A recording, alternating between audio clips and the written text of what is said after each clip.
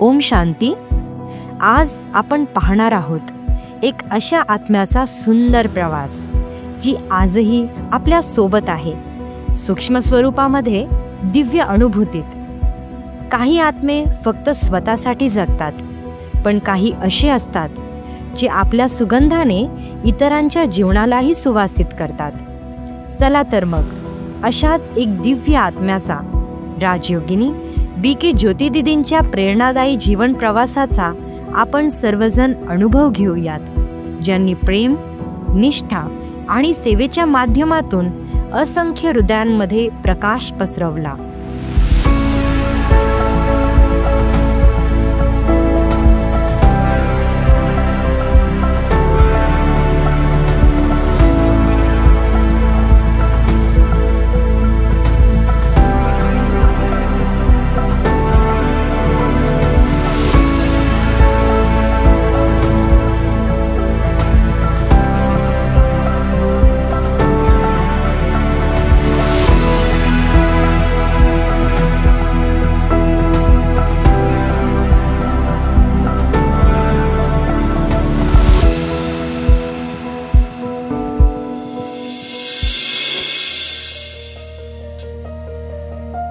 असंच काहीसं घडलं त्या दिवशी. नवस करून आजीने 5 शेर शिरणी वाटली. श्रद्धेचा तो सुवास अजूनही वाऱ्यात दरवळतो. जेव्हा लक्ष्मीनारायणाला घरापासून मंदिरापर्यंत दंडवत घातली गेली, तेव्हा प्रत्येक पावलात नतमस्तक भक्तीचा स्पर्श होतो. लक्ष्मीनारायणाच्या मूर्तीला स्वर्णिम टिकली असलेले शुभ्र वस्त्र परिधान केले गेले. त्या वस्त्रात जणू शांती, सौंदर्य आणि दैवत्व एकत्र नांदत होते. आणि मग 10 जून 1982 रोजी त्या अद्भुत क्षणी, त्या प्रार्थना, त्या श्रद्धा आणि त्या विश्वासाच्या संगमातून एका महान दैवी शक्तीचा जन्म झाला. छन छन करती नन्ही परी जब दौड़ी दौड़ी आती है, खिल जाता है परिवार जब बेटियां मुस्काती है. छन छन करती नन्ही परी जब दौड़ी दौड़ी आती है, खिल जाता है परिवार जब बेटियां. लहानपणापासूनच त्यांच्या चेहऱ्यावर दिव्य तेज झळकत असे. सदैव हसतमुख, शांत आणि संतुष्ट. कधी हट्ट नाही, कधी रडणं नाही, फक्तच प्रसन्नतेचा प्रकाश. भाषणात नेहमीच अग्रस्थान आणि नृत्यकलाची विशेष आवड. मनमिळावू स्वभावामुळे सगळ्यांच्या लाडक्या. शिक्षकांचा स्नेह, मित्रमैत्रिणींचं आपुलकीचं नातं आणि त्या सर्वांच्या मनात कायमच स्थान मिळवणारं एक आकर्षक व्यक्तिमत्व.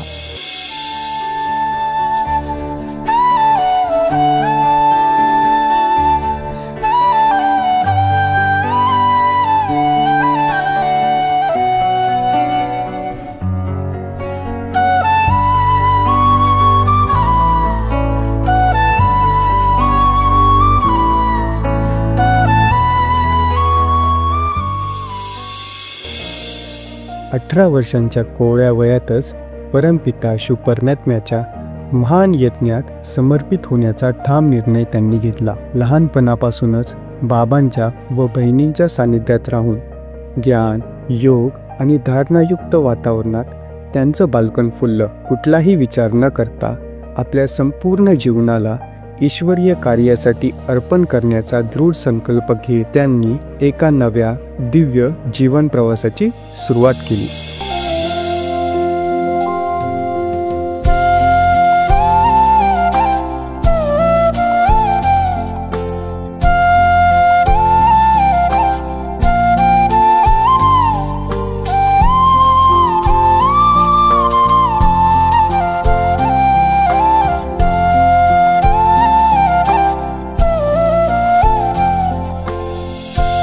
योग साधनेत विशेष रुची असल्याने त्या नेहमी अमृतवेला, योगभट्टी तसेच भोगाचे कार्यक्रम कधी ना कधी निमित्त करून आयोजित करत असत. त्यांच्या प्रखर कल्पनाशक्तीमुळे प्रत्येक कार्यक्रमात नव्यता आणि सृजनशीलता ओसांडून व्हायची. विशेष वक्तृत्वामुळे ज्ञानाचे शब्द सहजपणे श्रोत्यांच्या मनात रुजत असत. प्रेमळ मधुर वाणीमुळे अनेक आत्म्यांच्या अंतःकरणाला त्यांनी स्पर्श केला. दशक्रिया विधी, वर्षश्राद्ध यासारख्या प्रसंगी प्रवचन सेवेत त्यांचं नाव उजळून निघालं. त्यांनी असंख्य ठिकाणी इंजिनिअरिंग कॉलेज, BMS कॉलेज, शाळा आणि सैनिकांच्या सेवास्थळी आपली अखंड वाणी सेवा अर्पण केली. त्यांच्या प्रत्येक शब्दात अध्यात्माचं तेज आणि ईश्वरीय प्रेमाचा स्पर्श जाणवायचा.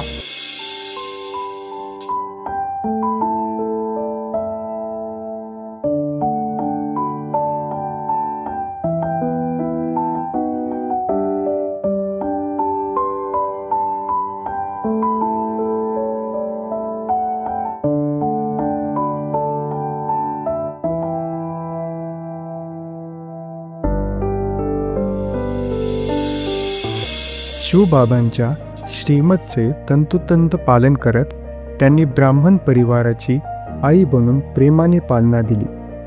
योग आणि भोगाच्या विधीद्वारे असंख्य आत्म्यांना समस्यामुक्त करून त्यांनी अनेकांच्या जीवनात शांती व समाधानाची अनुभूती दिली.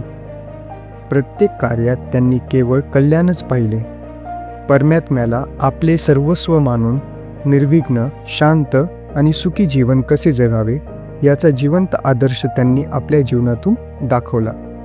खांडवप्रस्थला इंद्रप्रस्थ बनवून बाबांचे घर उभे करून त्यांनी सेवा, समर्पण आणि साधनेचे सुंदर उदाहरण घालून दिले.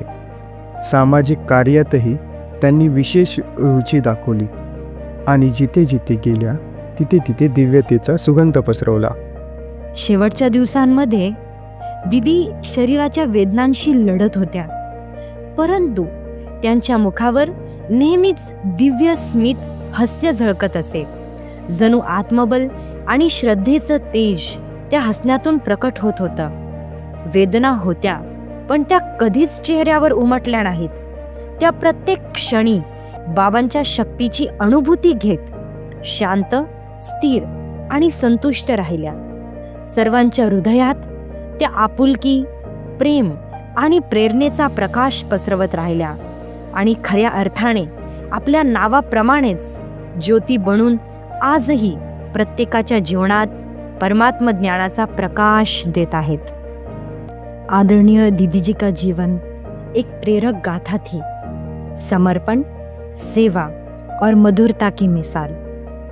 आज हम सभी जिनके हृदय में उनकी यादें सजीव है, उनके प्रति अपने स्नेह और आदर को व्यक्त करने हेतु ये छोटी सी कविता अर्पित करते हैं, जो शब्दों में नहीं किंतु भावनाओं में रची बसी है. बाबा पर आपने जीवन अर्पण तो है किया, लेकिन वर्षों के तप का प्रमाण आज सारे विश्व को दिया. बाबा बाबा बाबा, आपके हर बोल में था सिर्फ एक बाबा समाया. आज आपको देख हमारा दिल भी है भर आया. कैसे बताएं हम, कैसे सुनाएं हम कि समर्पण के तस्वीर पर आपकी सहनशीलता ने क्या खूब रंग चढ़ाया है. आठों शक्तियों का पाठ आपने हमें अपने कर्मों से पढ़ाया है. हर दिल पर आप एक अनोखा मिसाल बन हमेशा कायम रहेंगे. हमारे दिल में आपके लिए दुआओं के सुर यूं ही बजते रहेंगे. दुआओं के खाते आपके थे ही सदा भरपूर, इसीलिए तो बाबा की गोद में आप रहे हर दुख से दूर. कहते हैं संगम की हर बात यादगार बनती है, इसीलिए ही शायद आपके खूबसूरत जीवन और नाम के कारण अमर बलिदान की निशानी एक जलती हुई ज्योति ही रही है और हमेशा रहेगी, विश्व में भी और हमारे दिल में भी. ओम शांति.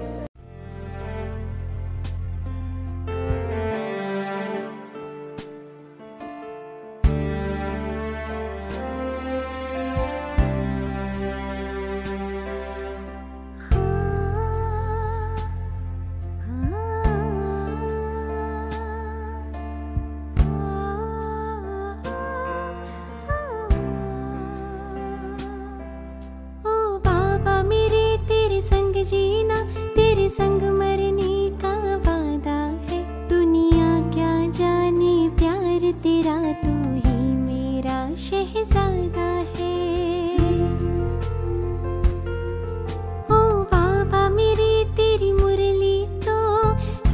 सुरों से भी प्यारी है, मुस्कान तेरी मीठी बाबा सतरंगों से भी न्यारी है। बस तेरी मैं बन जाऊं और तुझ में ही खो जाऊं, इतनी सी